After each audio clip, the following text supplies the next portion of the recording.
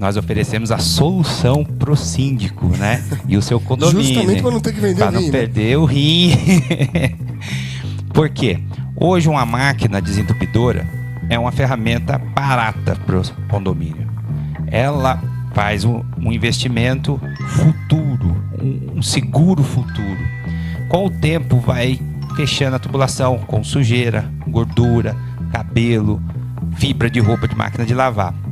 E isso acaba entupindo. Só que não só num ponto. Muitas vezes vai uma prestadora de serviço, executa o trabalho, só que vai para um outro ponto, que vai para um outro ponto. E isso o condomínio vai gastando. Eu, como falei no programa passado, o rim de um síndico que ficou em R$14 mil no trabalho num sábado à tarde. Hoje uma máquina